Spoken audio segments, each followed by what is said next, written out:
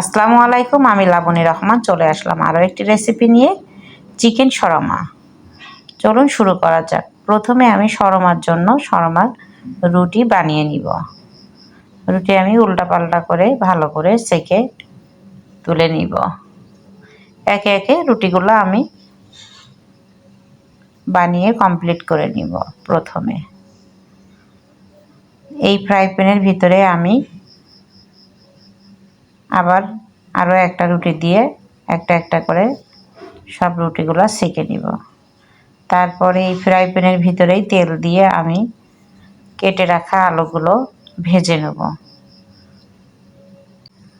আলুগুলো আমি হালকা বাদামি রং করে ভেজে নেব।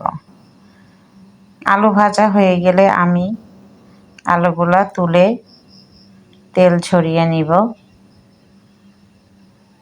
টিস্যুর মাধ্যমে তেলগুলো একটা একটা করে আলুগুলো সুন্দর করে মুছে নিব। আলুগুলো ভাজা হয়ে গেছে, আমি আলুগুলো এবার তুলে নিব, নিয়ে টিস্যুর উপরে রেখে দিব। আমি আবার এই ফ্রাই প্যানের ভিতরেই চিকেনগুলো ভাজি করে নেব। দিয়ে দিয়েছি ছোট ছোট করে রাখা মুরগির বুকের মাংস। হালকা বাদামি রং করে আমি এগুলো ভাজি করে নেব। ভাজি করার জন্য দিয়েছি আদা, রসুন, জিরা বাটা, সামান্য একটু লবণ দিয়ে আমি ভাজি করব।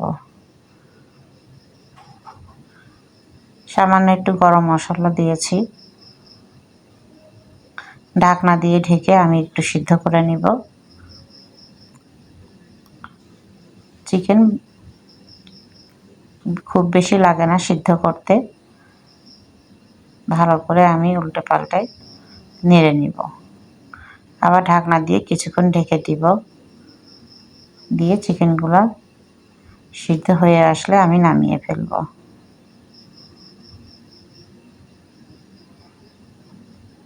নিয়েছি শসা, টমেটো, কাঁচামরিচ, পেঁয়াজ কুচি দিয়ে আমি এর মধ্যে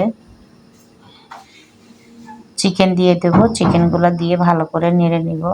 দিয়ে দিলাম কাঁচামরিচ, পেঁয়াজ কুচি, দিলাম চিকেন, মায়োনাজটি আমি বাসায় তৈরি করেছি, টমেটো সস দিয়ে দিলাম, পরিমাণ মতো টমেটো সস। সবগুলো একসঙ্গে করে আমি চামচের মাধ্যমে মাখিয়ে নিব। মাখানো হয়ে গেলে আমি একটা একটা করে স্যান্ডউইচগুলো বানিয়ে নিব।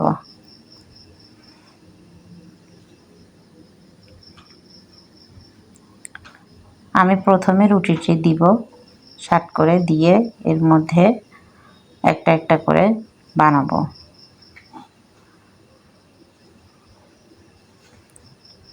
আমার মাখিয়ে রাখা সবগুলো আমি দিয়ে মাঝখান দিয়ে গোল করে পুরগুলো দিয়ে দিব। দিয়ে দিলাম আলু ফ্রাই করে রাখা, টমেটো সস দিয়ে রুটিটা আমি গোল করে নিব। আপনারা এটা ইচ্ছা করলে পাউরুটি দিয়েও বানিয়ে খেতে পারেন।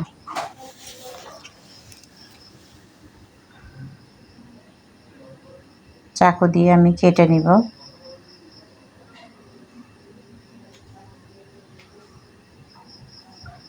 কেউ ইচ্ছা করলে এভাবে খেতে পারেন, কেটেও খেতে পারেন, কোনো সমস্যা নেই, যে যেভাবে খেতে পছন্দ করেন। রুটি বা পাউরুটির সাথে আপনারা বানিয়ে খেতে পারেন। আমার ভিডিওটা যদি আপনাদের ভালো লেগে থাকে তাহলে like, comment, share and subscribe করে দিবেন। ভালো থাকুন, সুস্থ থাকুন। আল্লাহ হাফেজ।